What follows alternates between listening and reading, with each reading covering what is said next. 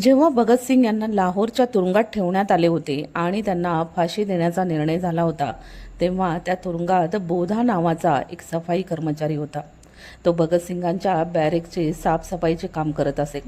भगतसिंग त्याला आईसारखं मानत. ते म्हणायचे, लहानपणी माझी आई माझ्या शरीरावरील घाण साफ करायची. आज तुरुंगात तेच काम बोधा करतो, म्हणून तोच माझे बेबे आहे. भगतसिंगांना आपल्या आईप्रमाणेच बोधाच्या हातची भाकरी खायची होती, पण बोधा खालच्या जातीतला असल्यामुळे त्याला संकोच वाटत होता. भगतसिंगांचा मात्र जातीपातीवर अजिबात विश्वास नव्हता. ते अनेकदा बोधाच्या भाकरीचा आग्रह धरायचे, पण बोधा तो टाळत असे. शेवटी फाशीच्या काही दिवस आधी बोधाने होकार दिला. भगतसिंगांना 24 मार्चच्या सकाळी फाशी देण्यात येणार होती, पण ब्रिटिश सत्तेच्या आदेशानुसार 23 मार्चच्या रात्री 7 वाजता त्यांना फाशी देण्यात आली आणि बोधाच्या हातची भाकरी खाऊ शकली नाहीत.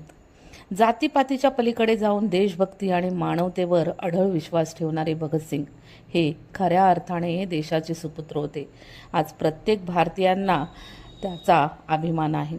23 मार्च 1931 रोजी लाहोर सेंट्रल जेलमध्ये देशासाठी हसतमुखाने फासावर चढणाऱ्या भगतसिंग आणि त्यांचे सहकारी सुखदेव आणि राजगुरू यांच्या बलिदानाला आजही संपूर्ण देश शहीद दिन म्हणून सर्वत्र स्मरतो.